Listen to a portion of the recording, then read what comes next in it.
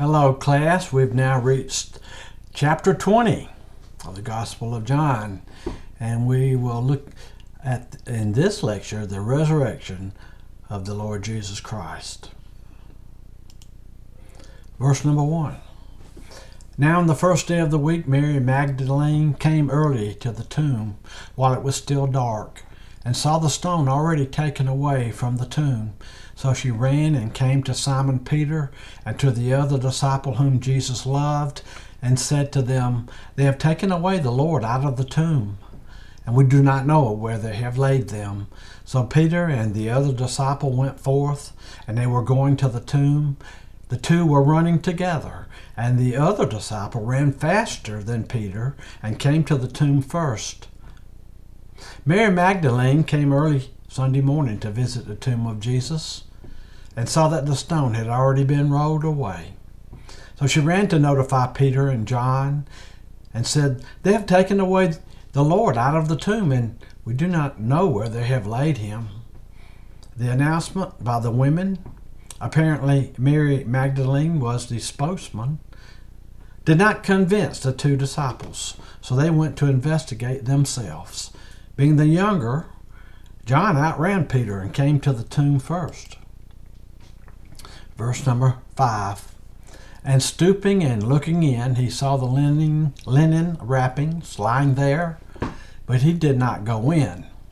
And so Simon Peter also came following him, and entered the tomb, and he saw the linen wrappings lying there, and the face cloth which had been on his head, not lying with the linen wrappings, but rolled up in a place by itself. So the other disciple who had first come to the tomb then also entered, and he saw and believed. Peering into the tomb without entering, John saw clearly that there was no body, although the linen strips were still there. Then Peter arrived and immediately went into the tomb and saw the linen wrappings as well as the face cloth that had been wrapped around Jesus' head. The face cloth was folded up by itself, separate from the linen wrappings. This was evidence Jesus' body had not been stolen. Thieves would have either left the burial cloths in disarray or more likely have carried off the body wrapped, leaving no cloths behind at all. John now followed Peter into the tomb, and he saw and believed. Verse 10. So the disciples went away again to their own homes, but Mary was standing outside the tomb, weeping. And so she wept. She stooped and looked into the tomb, and she saw two angels in white, sitting, one at the head and one at the feet, where the body of Jesus had been lying. And they said to her, "Woman, why are you weeping?" She said to them, "Because they have taken away my Lord, and I do not know where they have laid him." Mary Magdalene returned to the tomb. By the time she arrived, Peter and John had returned home. So she stood at the tomb weeping alone.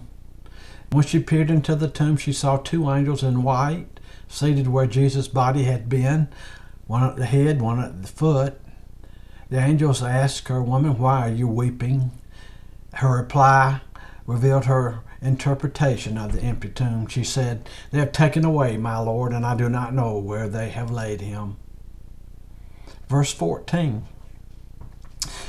When she had said this, she turned around and saw Jesus standing there, and did not know that it was Jesus. Jesus said to her, "Woman, why are you weeping? Whom are you seeking?" Supposing him to be the gardener, she said to him, "Sir, if you have carried him away, tell me where you have laid him, and I will take him away." Jesus said to her, "Mary." She turned and said to him in Hebrew, "Rabboni," which means teacher.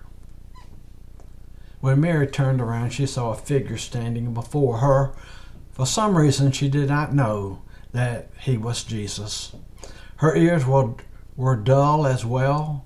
Jesus asked her, "Woman, why are you weeping? Whom are you seeking?" Supposing him to be the gardener, she asked where the body had been placed.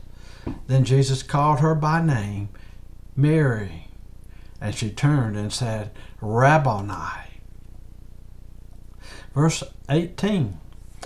Mary Magdalene came announcing to the disciples, I have seen the Lord, and that he had said these things to her. So when it was evening on that day, the first day of the week, and when the doors were shut where the disciples were, for fear of the Jews, Jesus came and stood in their midst, and said to them, Peace be to you. And when he had said this, he showed them both his hands and his side. The disciples were then rejoiced when they saw the Lord. The disciples, minus Thomas, had secured themselves behind barred doors because of fear of the Jews.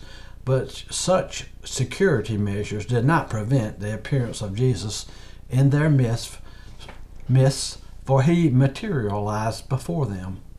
Jesus' appearance may have terrified them, so Jesus said, Peace be with you. Although Jesus now had a glorified body, he showed them the wounds in his hands and his side. At this, the disciples then rejoiced. Verse 24. But Thomas, one of the 12 called Didymus, was not with them when Jesus came. So the other disciples were saying to him, We have seen the Lord.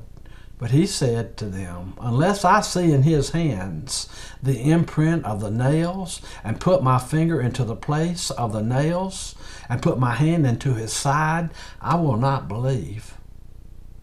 Thomas was not in the room when Jesus appeared to the 10 disciples. When he returned, Thomas was greeted with the good news that Jesus had appeared to them.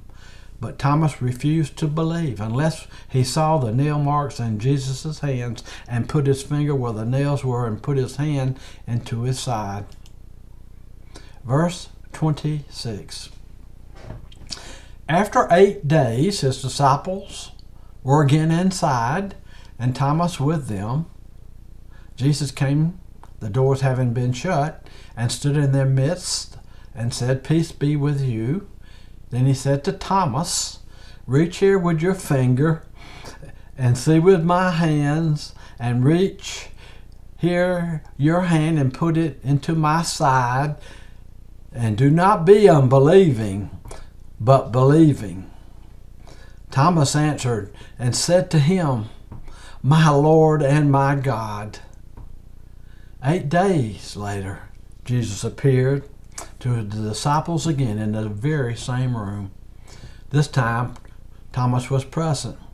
Knowing Thomas's unbelief, Jesus said specifically to him, Reach here with your finger and see my hands, and reach here your hand and put it into my side, and do not be unbelieving, but believing. Jesus now invited Thomas to confirm for himself that Jesus has risen from the dead in the same body to which he had gone into death. Jesus further commanded Thomas to stop doubting and believe. There is no record that Thomas actually touched the body of Jesus. The appearance, however, was itself a validation of the fact. At this, Thomas confessed, My Lord and my God. Verse 29, Jesus said to him, Because you have seen me, have you believed? Blessed are they who did not see and yet believed. Therefore many other signs Jesus also performed in the presence of the disciples, which are not written in this book. But these have been written so that you may believe that Jesus is the Christ, the Son of God, and that believing you may have life in his name. Thomas had been brought to faith in the resurrection by the personal appearance of Jesus. Others will be brought to faith in Jesus by the report of these witnesses.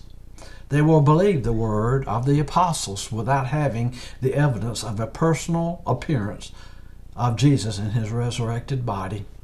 Jesus pronounced a blessing on those who believe apart from his appearance. John writes that Jesus did many other signs other than the resurrection.